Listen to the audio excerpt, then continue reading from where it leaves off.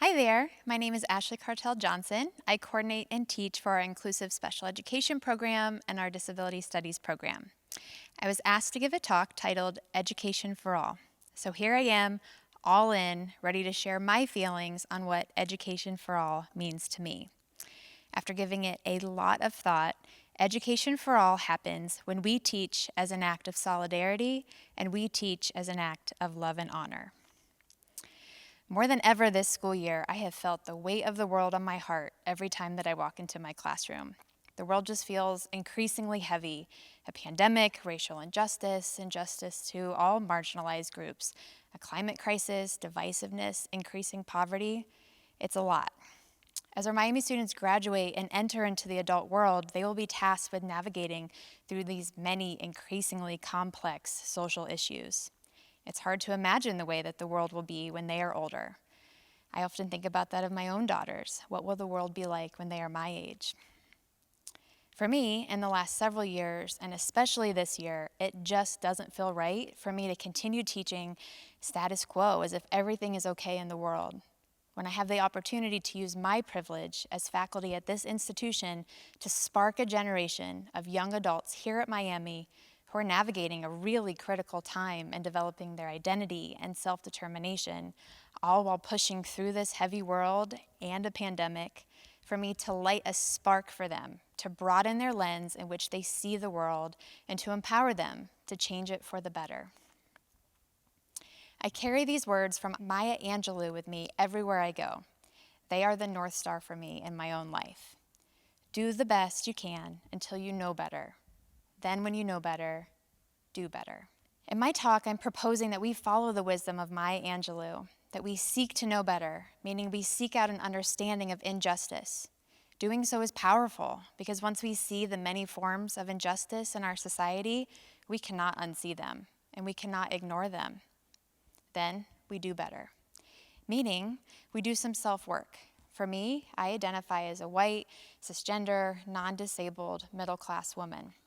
To me, as a woman who navigates many aspects of my life with privilege just because of these identities, I believe that that means that it is my responsibility to learn constantly about the ways that I can use my privilege to lift up others and to work against injustice and against systems of oppression.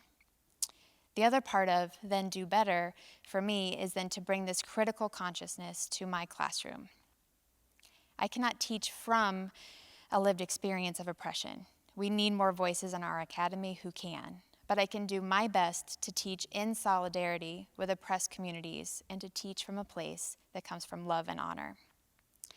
I was recently chatting about this with one of our Miami colleagues, Tom Petter, in educational leadership, and he said this about us as educators. When educators and students work together, what they are replicating, in essence, is the deep metaphor of a democratic republic. When there's mutual learning from educators and students through working together on projects of note and of worth, then we see both educators and students co-developing and co-becoming.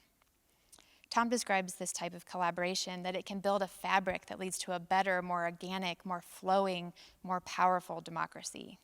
Yes.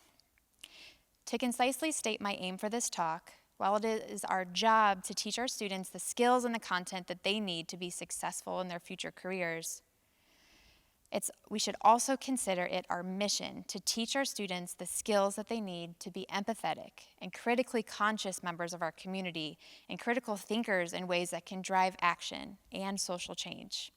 We can accomplish this through adopting some new teaching philosophies, specifically teaching as an act of solidarity and teaching as an act of love. Let's start by looking at teaching as an act of solidarity.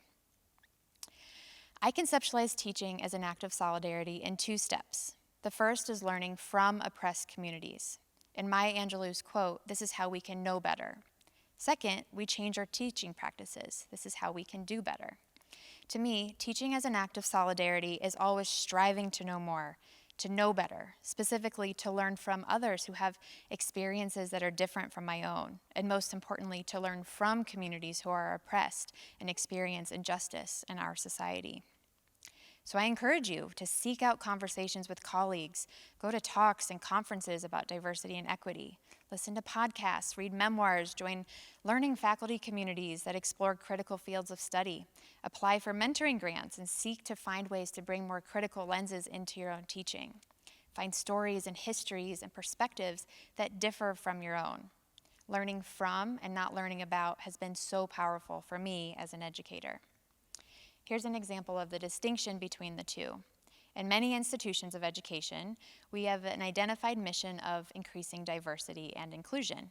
However, I've learned by listening to the disability community that inclusion is not the North Star and is even oppressive.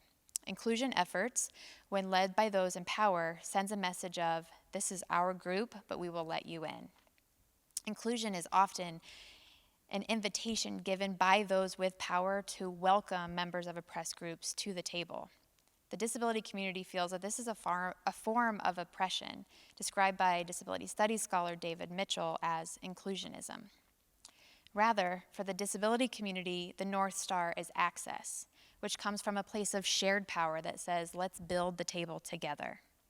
It's important to seek to learn from oppressed communities and to follow their lead, or as the disability community says, nothing about us without us. Disability justice scholar Patty Byrne tells us, to truly have liberation, we must be led by those who know the most about these systems and how they work. Then secondly, we do better by committing to finding ways to bring critical perspectives and stories of injustice into our classrooms, and then engage with these experiences with our students in meaningful ways. For me, I do this by sharing power in decision-making with my students. It's a detox from our traditional teaching practices where we as educators often engage in what Paulo Freire calls the banking method of education, in which students are expected to memorize our truths and information that we then deposit into their minds and they can withdraw for specific situations or papers or exams. Freire argued that critical thinking can develop only when questions are posed as problems. This problem-posing method can encourage students to discover their own understanding of truth by developing critical understanding of the world outside of their own lived experiences. In his book, Teaching in the Cracks, our colleague at Miami in teacher education, Brian Schultz, encourages us as educators to promote diversity and student engagement by placing the students' ideas, interests, and identified community problems at the center of the curriculum. Collaborating with our students in this way, as Brian says, shows the power and potential of teachers exploring with students to find ways that honor both the curiosity of the students and their humanity. So to teach as an act of solidarity, let's ask ourselves this important question. How can I reconfigure my education spaces to be a place of shared power? Next, let's explore teaching as an act of love and honor, and we'll start with teaching as an act of love. Civil rights activist Grace Lee Boggs has said, "You are not going to transform something unless you love it." Teaching isn't just something I love, it's a responsibility to me that I approach with love. A love for teaching, for learning, for the possibilities for our future. In Paulo Freire's piece, Teacher as Cultural Workers, Letters to Those Who Dare to Teach, Freire asserted strongly and passionately that teaching is a role that requires a love for the very act of teaching, for only through such love can education become transformative and liberating. In a piece I recently wrote with my colleagues Nikki Kumar, Geneva Reyes, and Brittany Aronson, we explore coalition building with our student as an act of radical love. Radical love in education means engaging with students in a way that acknowledges and lifts their humanity, their voices, their experiences as equally valuable to those as the teacher. In this book chapter, we name radical love as the binding that compels teachers to understand their students not as entirely separate from them and their positions as teachers, but as part of themselves. We believe that radical love pushes teachers beyond simply educating through a prescribed curriculum and into the space of collective and authentic care. And as students, partners in developing creative ways to actually really truly promote change. Additionally, we can look to the disability community to strengthen our teaching as an act of love by engaging with and supporting a social movement in the work towards disability justice called Access is Love. This movement, initiated by 3 scholar activists, Mia Mingus, Alice Wong, and Sandy Ho, was sparked by Mingus's call to action that disability justice is just another word for love. And so, in turn, access is love. Access as an act of love in schools calls on us as educators to incorporate access into our everyday practices and lives, to build tables together. To me, access commands a classroom space for students that is theirs as much as it is ours. So teaching as an act of honor. Anti-racist, anti-ableist, anti-discriminatory teaching gives space for students to excel while also communicating honor to our students. Lisa Delpit, a scholar in the field of education and anti-racism, states in her book about cultural conflict in the classroom, the teacher cannot be the only expert in the classroom. To deny students their own expert knowledge is to disempower them. Honor breaks the tradition of the teacher holding the power in a classroom and gives space for students to have a place of shared power. In her new book about anti-racism and universal design for learning, Andretesha Fitzgerald believes that honor places students in the driver's seat. She believes that honor says, I see you, I am learning from you, I acknowledge you, you are welcome here, you belong, and your success is my mission. In her book, Fitzgerald names several codes of honor that we can share in our own classrooms.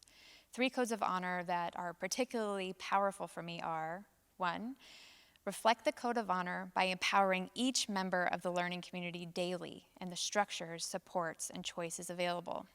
2, to make an effort to invite members of the learning community into positions of authority, power, and decision-making, even if that means taking yourself out of power to do so.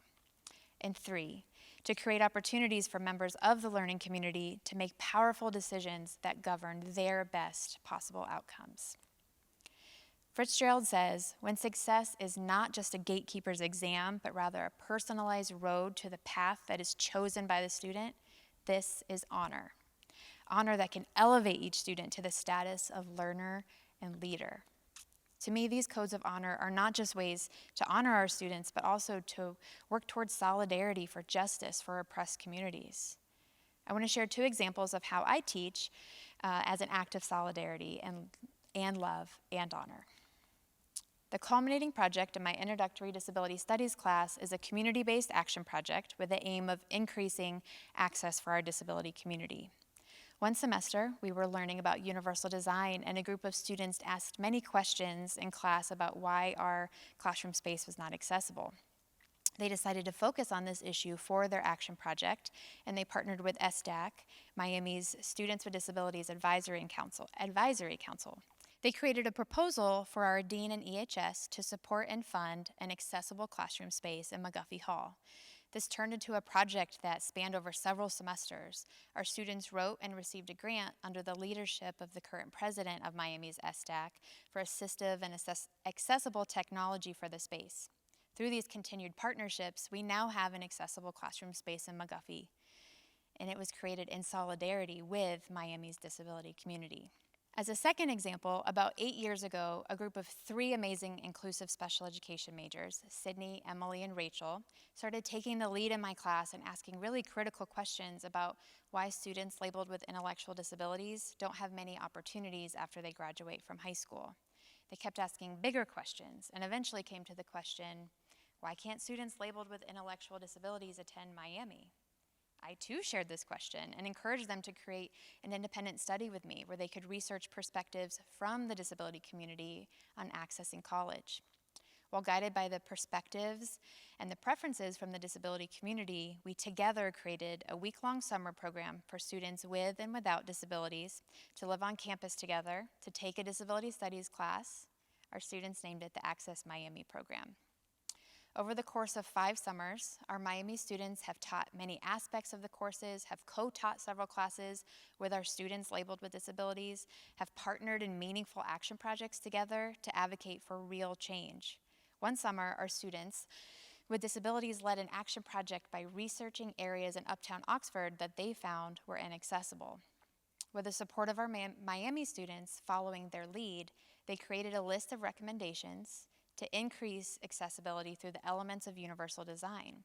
And they then presented these recommendations to local community leaders who were at our Town and Gown conference in Oxford that was taking place the same week. Our students were working in solidarity with members of our disability community who identified problems that were important to them. And our students honored them by working in partnership to support their important advocacy work. Seeking new critical perspectives with my friends, my students, my colleagues has been my most important influence as an educator and has sparked these teaching experiences that have served as a catalyst for me in my own personal reckoning from a former special education teacher who advocated for my students, who fought for inclusion for my students, to an educator in higher education who challenges my students to learn with, to learn from their community members, to learn from members of the marginalized communities, and to support their oppressed community members in their fight to access and justice. You might be listening to me and thinking, I want to spark change, but doing this work seems uncomfortable. And I am here to tell you that it is. As someone who has not experienced significant oppression in my life, it's uncomfortable work, and work that I often do not feel qualified to engage in. But it is important. Fitzgerald says, it is not comfortable to address issues of power and honor, but the uncomfortable stance is the one that changes the view. She also asks the important questions, are you willing to reconsider your own power, privilege, and practice to truly honor the students you serve? Across her extensive work in civil rights, Grace Lee Boggs shares a message that for social change and justice to occur, those in power must be willing to change, must be willing to let go of holding on to so much power. I do believe in education for all, but even more than that, I believe in education for change for all. Let's create classrooms and experiences that look like the world that we want to see, and more importantly, that look like the world that our students want to see. It's about a responsibility that I feel to educate our students on the perspectives that are not likely their own so that they leave Miami with more questions than they came here with. To support them to feel empowered and self-determined as community members facing these increasingly complex social challenges. For them to seek to know better so that they can do better. To work in their future careers and live their future lives through an act of solidarity to others. And to go be change makers in meaningful ways as an act of true love and honor. Thank you.